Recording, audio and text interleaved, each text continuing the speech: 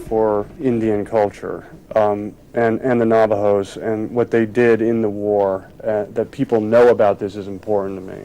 Actor Christian Slater also played Sergeant Ox Henderson in the film. Nick Cage is great. I mean, he's just always been somebody I have admired as an actor and always wanted to do something with. I mean, he's just, you know, he makes unique, interesting choices and just really, I think, learned a lot from him and found him to be very spiritual, you know, really just had a great vibe.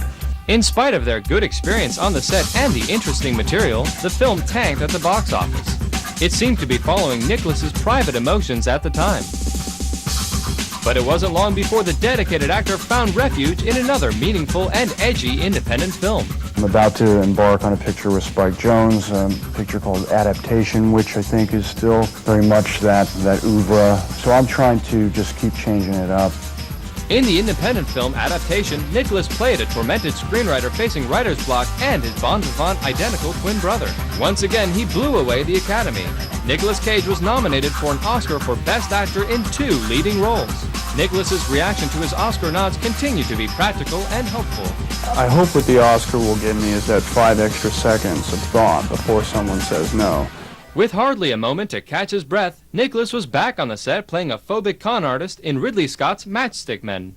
I've always wanted to work with Ridley Scott. I've admired his movies for a very long time, and I've felt that he has an original vision. It gave me an opportunity to hopefully learn something by studying or observing a maestro at work.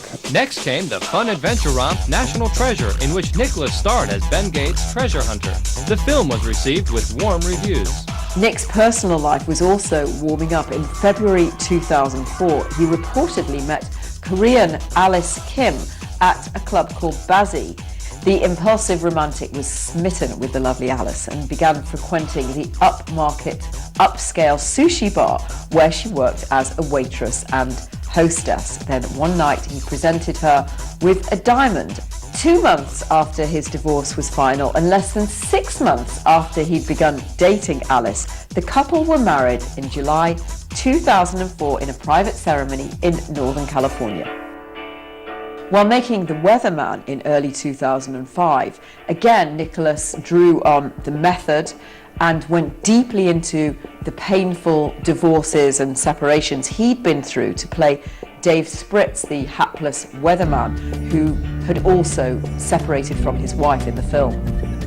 It was, yeah, I was going through a divorce at the time, and I was using that well of feeling, that emotion, that wasn't positive. It was bringing me down, and I didn't want to succumb to it. So when I read this script, I thought, yeah, I can do this. Let me take that feeling and put it in there. I won't have to act, and it'll be real, and I'll do something constructive rather than destructive. In fact, Nicholas was very constructive at the time. His wife, Alice Kim, became pregnant in early 2005 and gave birth to a baby boy on October the 3rd. In an homage to his long-held love of comic books, Nicholas named his new son Kal-El, Superman's birth name on planet Krypton. The second-time father compares fame to fatherhood. You know, it's kind of like parenthood in that nobody can really prepare you for it. Yeah, this is great, but then you realize the huge responsibility of that. Nicolas Cage certainly appreciates all the opportunities his life as an actor has given him. I've been very happy with the way things have turned out, and I can't complain. I mean, basically, the movie career has given me a lot of ability to do things I probably wouldn't have been able to do, so I'm happy.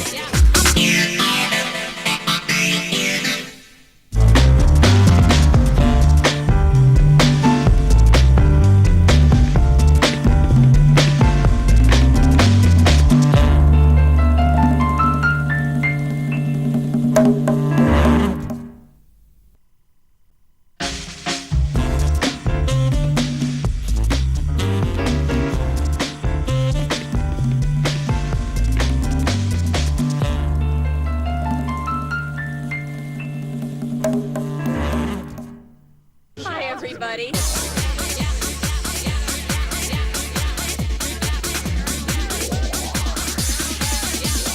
Sharon Stone, the beautiful blonde actress, is the one woman on Earth who can claim that she brought the world to its knees just by crossing her legs.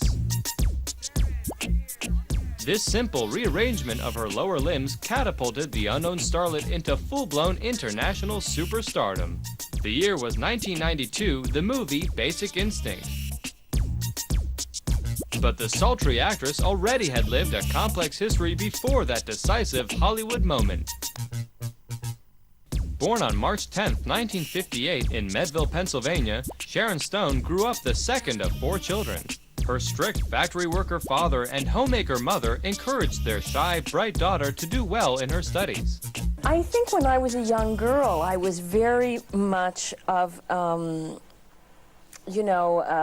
introverted and studying my school books and not a very physical kid. Young Sharon found a remedy for her shyness by performing, and she invited friends and neighbours round to do little acts and plays for them, using her family's 2-car garage. When one door went down, the other door would go up, revealing an entire stage set designed by the aspiring actress. And as well as acting, the young Sharon had another passion: horses.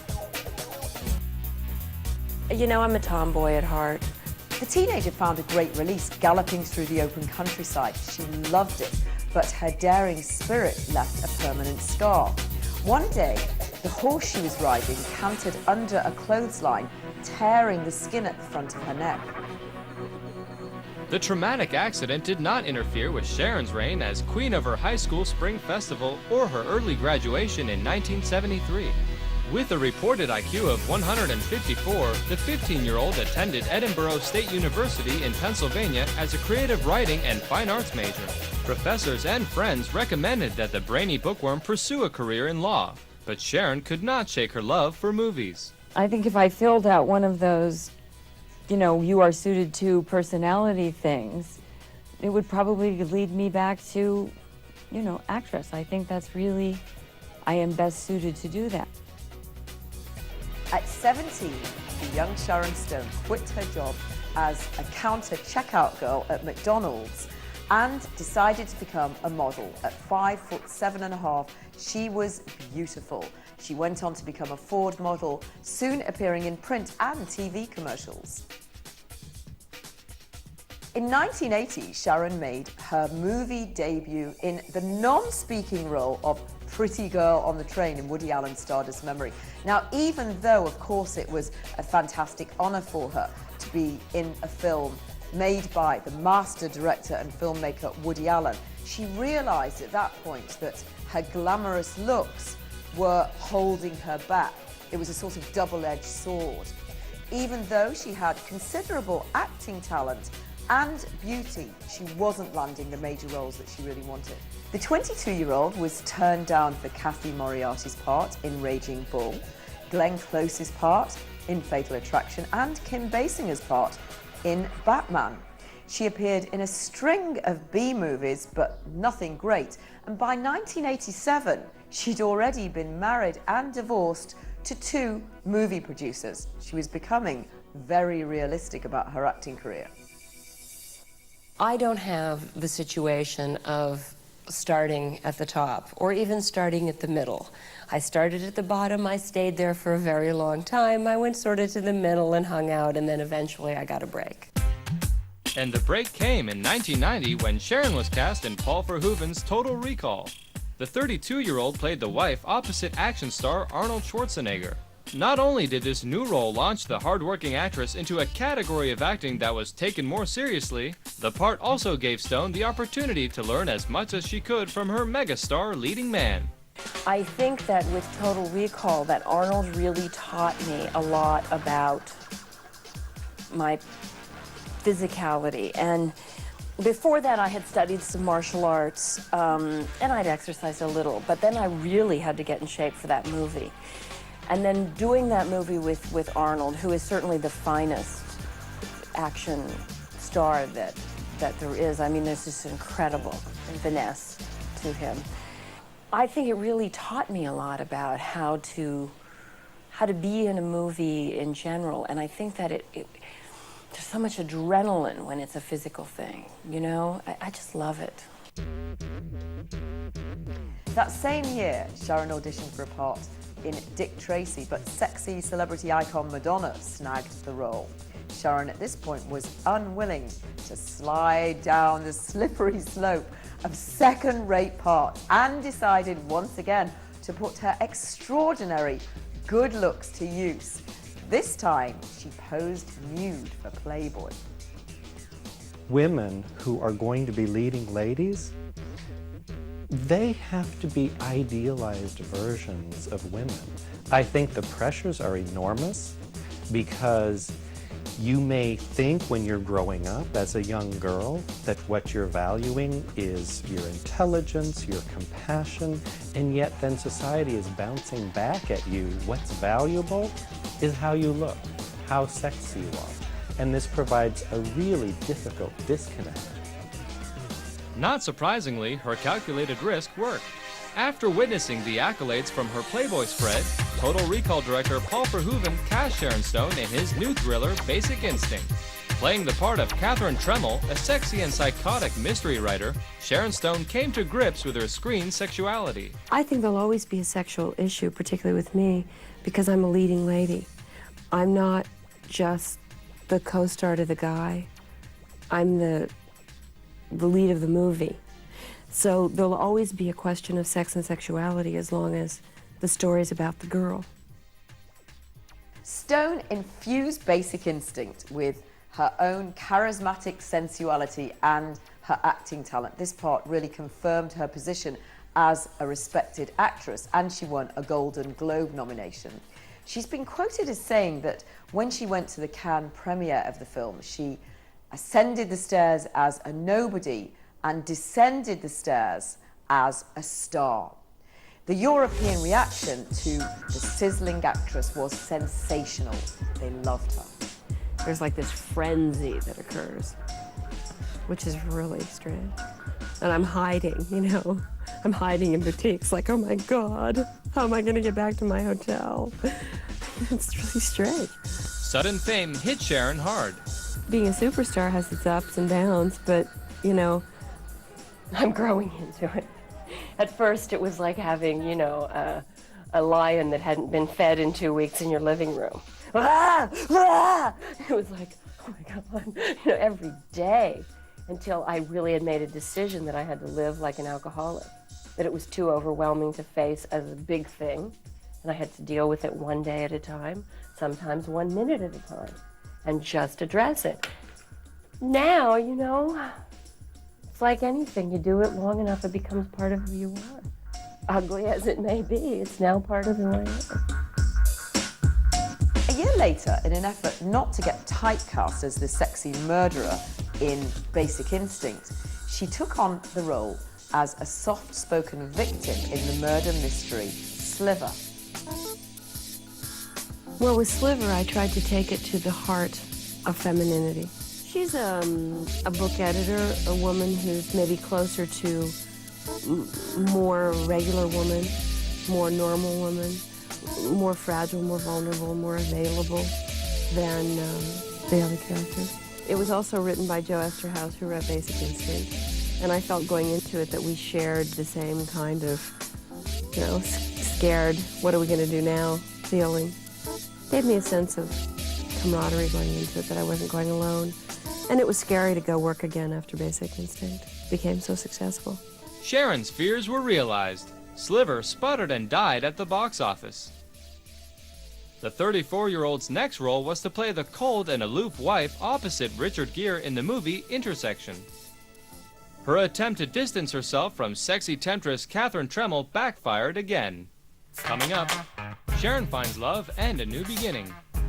Sharon's always confessed to having a penchant for very powerful men, so it wasn't surprising she got engaged to Sliver producer William J. McDonnell.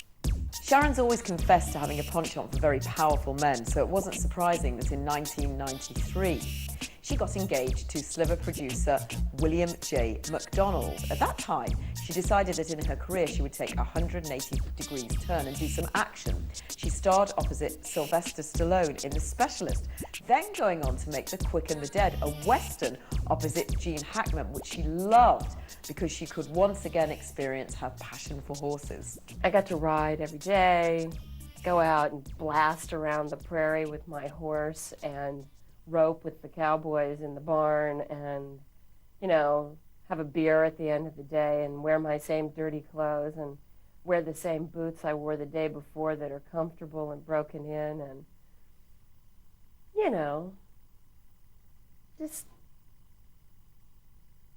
I'm not really very apologetic for my personality, but even less so in this character, like, you know, this is what I think, take it or leave it. Unfortunately, at the box office, the audience chose to leave it.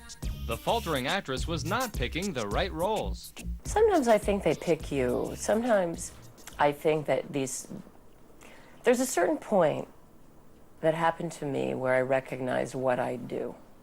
That I have to be technically proficient, prepared and ready to do my work. But then I have to try to be a conduit for a certain thing that comes through me.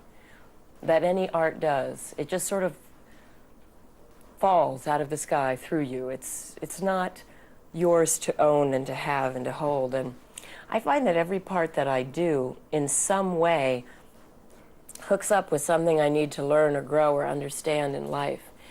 I think they find me. And then finally, in 1995, 3 years and 4 films after her colossal success in Basic Instinct, the right film found her. It was the dark mob drama Casino, directed by world-renowned filmmaker Martin Scorsese. It was the attraction to work with Scorsese and to work with De Niro and Jimmy Woods and Joe Pesci. When you work with a group like that, there's no boundaries to how far you can go in your exploration of a character, because the quality of their work protects you. The integrity of their expression will always protect you, so you can really risk. It's wonderful. The experience was quite good because she was very dedicated to do the role. And I know people say that all the time about the actress, but she really was. She was there every second. Even though old back injuries weared up because she had to wear a 45-pound white and gold beaded dress, the 37-year-old was thrilled with the part, and it led to her first Golden Globe and Oscar nomination. But there was someone still more important who acknowledged Sharon's formidable acting ability. I think I showed something, not just to others, but really to myself with Casino. I think I proved to myself my value as an actor. And I grew into having the confidence of playing characters that did not rely on that. I felt and I believe that I have the capacity to play a myriad of different types of women. And I'm not trying to prove it. So now it's easier. It's freeing in a very, very interesting way. Not that I feel as though I wouldn't also now be able to play a highly charged sexual character, but I'm certain that even in that event, it would be a different thing for me now. Even though her dazzling success in Casino was followed by 2 more clunkers in 1996, Diabolique and Last Dance, Sharon kept her chin up. The 38-year-old waxed philosophical. They're all successes for me. The ones that failed, I had to learn to either overcome the failure or move through the kind of part I played or understand why I did it so much later. I didn't know until last week that the prison movie I did was based on the woman that's to be executed tomorrow. I found out last week. I think they protected me from that information. And last night I watched her interview on television with Larry King, and I'd walked in those shoes, you know? And that movie didn't make any money. That may have been my greatest success. In the meantime, Sharon Stone's personal life was fodder for the gossip columnists. I used to have to push the publicity machine to sell the movie, to create my image. It just goes on its own now. It's like it feeds on itself now. It's like it doesn't need me to make it go anymore. And it's kind of fun to watch. I mean, you know, it creates this character of and in itself. It's kind of like, well, what's she up to now? And I read that I do all these things and see all these people and sleep with all these people and do all this stuff. And it's kind of like, wow, ooh, she's really exciting. And today, you know, it's so weird. It's very tempting to think that women who are powerful in our culture are particularly attracted to other powerful men. But I think it's important to put that into context and to say, what kind of man would not be intimidated by a woman who is beautiful, has power, and has enormous earning capabilities? Her engagement to William MacDonald lasted only a year, but still attracted to powerful Hollywood men, Sharon went on to date Barry Josephson, head of production at Columbia Pictures. That didn't last either. In 1997, the actress finally met her match on the set of the film The Sphere in San Francisco. She started to date the editor of the San Francisco Examiner, Phil Bronstein. The two hit it off immediately.